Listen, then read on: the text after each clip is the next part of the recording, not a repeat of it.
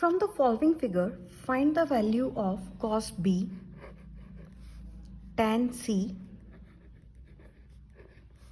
sin square A, sin square B plus cos square B, sin B, cos C plus cos B, sin C. हमारे पास एक right angle triangle है, ये angle 90 degree है, that means इसके सामने वाला क्या हो गया, हाइपोटेन्यूज। जब उसने कॉस बी बोला है, कॉस बी ये वाला एंगल है, तो ये क्या हो गया, परपेंडिकुलर, ये क्या हो गया, बेस। अब हम इस राइट एंगल ट्रायंगल में क्या यूज़ करेंगे, Pythagoras theorem. In right angle triangle ABC using PGT,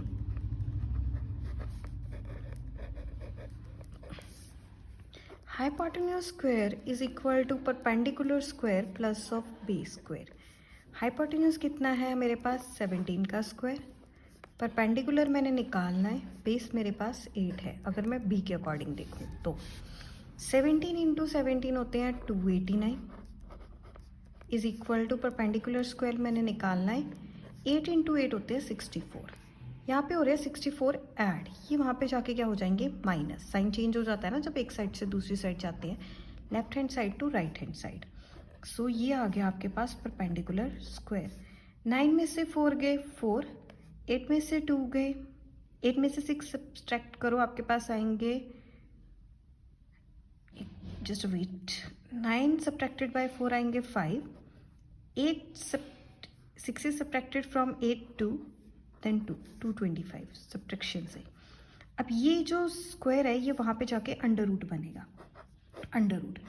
अब मुझे कोई फाइंड आउट करना है एक ऐसा नंबर जिसे मैं 2 टाइम्स मल्टीप्लाई करूँ तो वो सेम नंबर आए, मीन्स एक ऐसा नंबर परफेक्ट स्क्वायर हो जो जिसको मैं 2 बार मल्टीप्लाई करूँ तो मेरे पास 225 आए, तो वो 15 है। यू नो दैट 15 इंटू 15 होते हैं 225। ओके, सो मैं इसको ऐसे लिख सकती हूँ, 15 इंटू 15 225। आप इसको डायरेक्ट भी कर सकते हैं, डायरेक्टली निकाल के आप लिख सकते हैं 15। सो परपेंडिकुलर आ गया मेरे पास 15, तो ये चीज़ आ गई मेरे पास 15।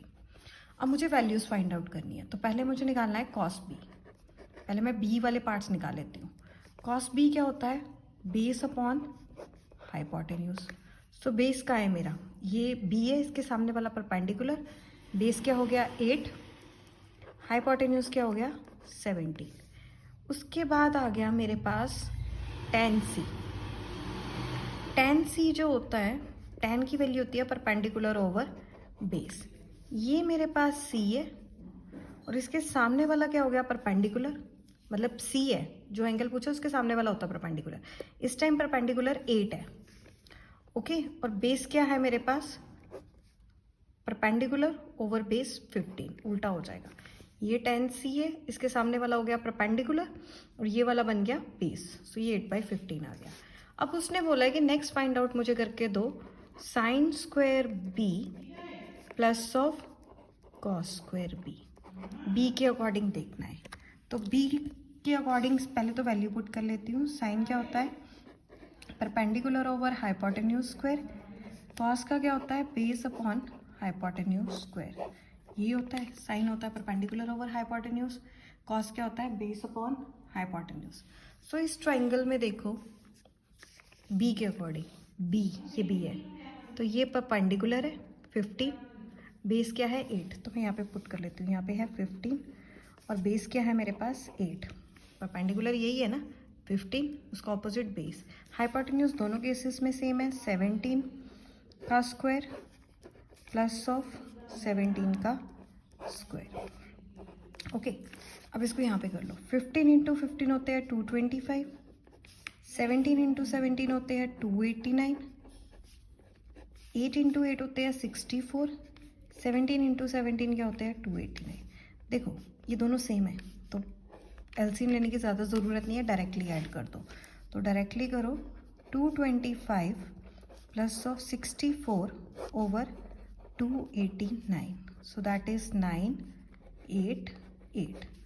289 कैंसिल आउट करके आंसर क्या आ गया मेरे पास 1। सो मैंने अभी वैल्यू निकाली है sine square B plus of cos square B, क्या आया मेरे पास 1। अब इसके बाद इन्होंने एक और पार्ट भी पूछा है फाइंड आउट करने के लिए, फोर्थ पार्ट, जिसमें आपको फाइंड आउट करना है sine B cos C plus cos B into sine C, ये फाइंड आउट करना है आपको नेक्स्ट। तो अभी कर लेते हैं। साइन की वैल्यू क्या होती है, परपेंडिकुलर ओवर हाइपोटेन्यूज। कॉस की वैल्यू क्या होती है, base upon hypotenuse. Okay, plus cos की वैल्यू अगेन देखो बेस अपॉन हाइपोटेन्यूज। साइन की वैल्यू क्या होगी, परपेंडिकुलर ओवर हाइपोटेन्यूज। बट अब ध्यान से देखना है कैसे करना कैसे है, क्योंकि ये साइन बी है। अब इसमें होगी कन्फ्यूज़न, तो मैं पता क्या करती हूँ, मैंने पहले ही निकाल लेती हूँ कि साइन बी कॉस सी मुझे क्या क्या चाहिए। ओके, इस क्वेश्चन को करने से पहले कि कन्फ्यूजन ना हो, मैं वैल्यूज़ ही निकाल लेती हूँ। जो साइन बी है, साइन सी, ये निकाल लेते हैं, फिर वैल्यू सब्स्टिट्यूट कर लेंगे हम सिंपल। ओके, और कॉस बी निकालना है और क्या निकालना है, कॉस सी। ओके, सो साइन बी क्या होगा मेरे पास, परपेंडिकुलर ओवर हाइपोटेन्यूज। सो बी के अकॉर्डिंग देखती हूँ, ये है बी, इसके सामने वाला होगा परपेंडिकुलर, हाइपोटेन्यूज हो गया ये, तो ये आ गया 15/17। ओके, अगेन साइन वही होता है, परपेंडिकुलर ओवर हाइपोटेन्यूज। अब सी के सामने जाओ, सी ये हो गया परपेंडिकुलर, क्योंकि ये सी है, इसके सामने वाला हो गया परपेंडिकुलर, हाइपोटेन्यूज हो गया ये कितना आ गया मेरे पास 8/17। कॉस बी, कॉस क्या है मेरे पास, बेस अपॉन हाइपोटेन्यूज। बी कहाँ है मेरे पास, ये वाला। ओके, अगेन बेस है मेरा, बी ये है, इसके सामने वाला हो गया परपेंडिकुलर, ये हो गया base upon hypotenuse, that is 8/17। Okay, अब कॉस सी देखना है मेरे को, कॉस सी, अगेन सी ये है, सी इसके सामने वाला हो गया परपेंडिकुलर, तो ये हो गया बेस, दैट इज 15/17। तो ये हो गया 15/17। अब वैल्यू पुट कर लो जो आपको फाइंड आउट करने के लिए बोला हुआ है, sine B cos C plus of cos B into sine C. Value put कर देते हैं, साइन बी आ गया 15/17, cos C again 15/17 plus cos B 8/17, sine C 8/17। इसको हम यहीं पे सॉल्व कर लेते हैं ताकि आगे ना जाना पड़े। 15 × 15 225, 17 × 17 289, 8 × 8 64, 17 × 17 289। देखो ये इससे मल्टीप्लाई होगा, 8 × 8 64, 17 × 17 289, 15 × 15 225, 17 × 17 289। डिनोमिनेटर सेम है, डायरेक्ट लीजिए, कोई एलसीएम लेने की ज़रूरत नहीं है, डायरेक्ट प्लस कर दो। तो ये कितना आया मेरे पास 289/289, कैंसिल आउट करके फिर से आंसर क्या आ गया 1। क्वेश्चन ईजी था, बस ट्रिक ये है कि परपेंडिकुलर कैसे लेना है, बेस कैसे लेना है।